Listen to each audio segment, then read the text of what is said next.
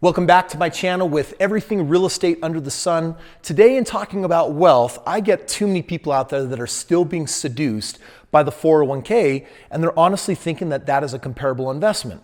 And you know what? You can probably already tell I'm a little bit slanted on this one, but today we're going to put 401k real estate in the ring together, and we're going to see how they match up.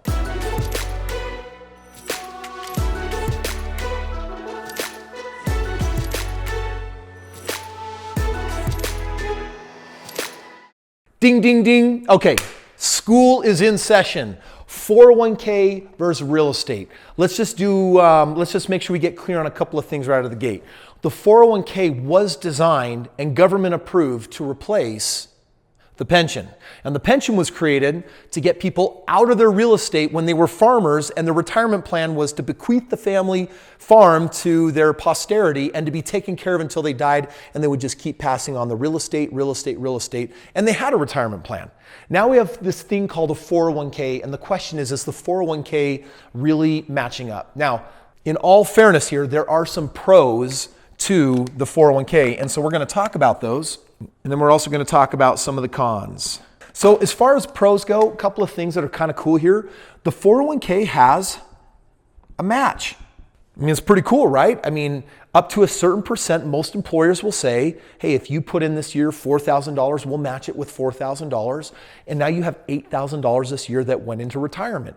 And it's cool for savings plan. And most people consider it retirement.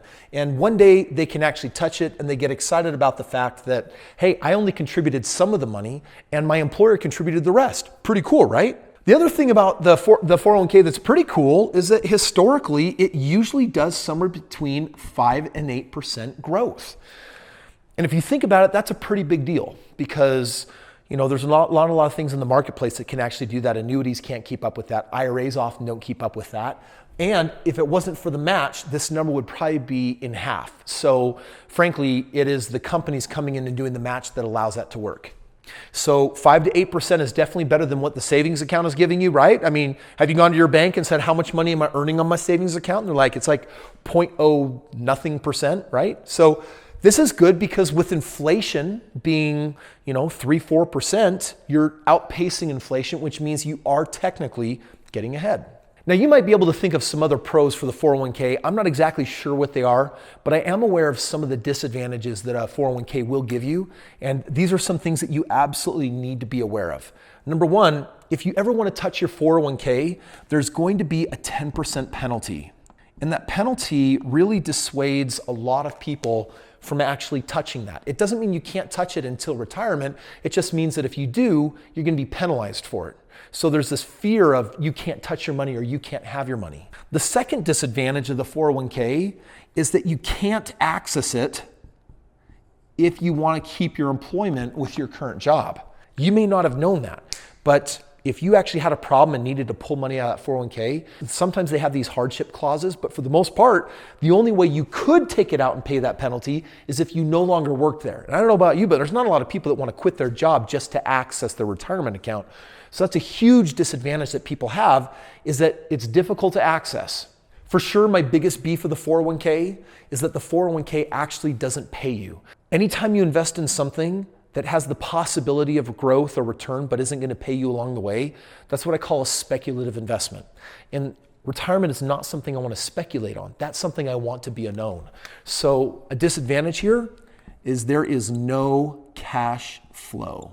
But I have saved the biggest one for all. When you put 401k in the ring and say, 401k, what are your biggest disadvantages? Here's perhaps the biggest one. The average American that contributes to a 401k allows that to be the majority of what they've set aside for their retirement. And no amount of putting money in a 401k will ever be enough for retirement, which means your retirement plan is broken. It's simply not going to be enough. And why on earth would you contribute to a retirement plan that is guaranteed to fall short many times over? Can you see the problem? So yes, there is this match up to a certain percentage. It does have a 30-year performance of 5 to 8%, but there's penalties. You can't touch it with your current employment. It doesn't pay you a cash flow, and we know that it is not going to be enough for like 99.9% of all Americans. So those are the pros, those are the cons.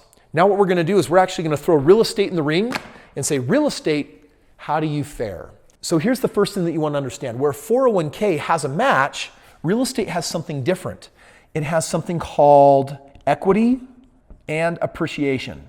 The equity component of this essentially means that you could buy a piece of real estate distressed or at a much lower price from a motivated seller. It could be worth $200,000 and you might get it for $150,000, and then you just walked into equity. You don't have to wait 20 years to have that account go up $50,000. It could literally happen on day one. And number two, there is appreciation, so the market is going to go up in value. Number three, while in a 401k they may average 5 to 8%, if you don't know what you're doing, real estate, you can do a lot worse than that. But in real estate, if you know what you're doing, or you have the right mentor, or you have the right system, guess what? You can do considerably better than that. So instead of 5 to 8%, on most of my real estate, I'm averaging 15 to 25%. No joke. And I'm doing hundreds of deals this year, and those are the ROIs that I'm collecting on the deals that I'm doing. So as far as the penalty goes, in real estate, there is no penalty, but you can do as much of it as you want. No one's going to hold you back from what you can do. As far as you can't access, yes, you can, because real estate, again, is not going to hold you to your feet to the fire on that, whereas 401ks have no cash flow. This is so big. This is an investment that is actually paying you something.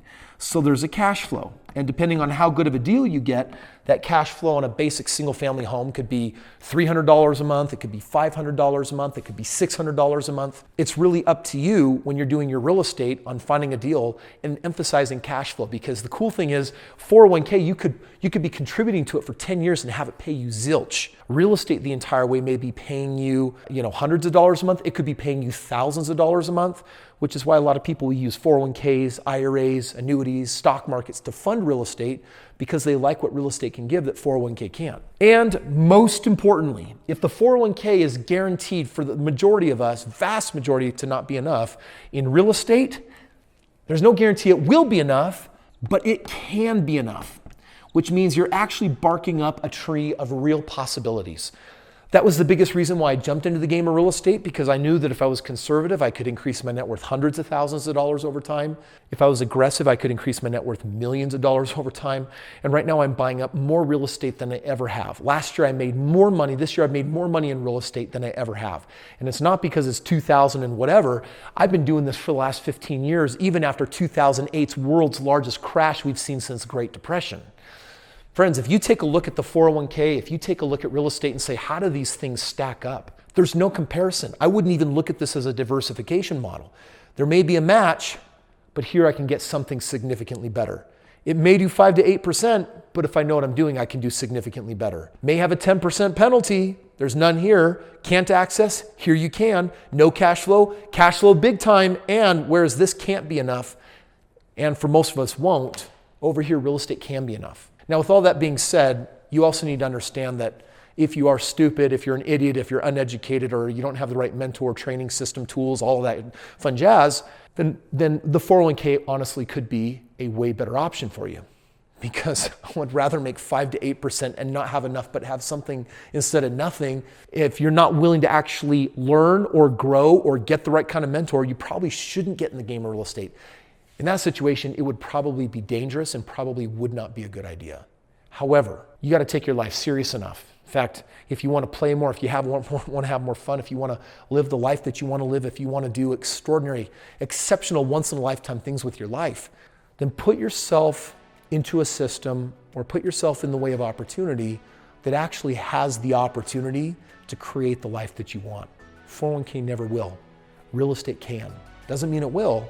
But if you want to know how it can, and if you'd like to improve your odds by working with a master mentor in the game of real estate where you can crush it, same thing I needed and the same thing I'm offering you, all you got to do is click the link in the description below, and a member of my team will reach out to you, have a conversation, put themselves in your shoes and say, all right, who are you?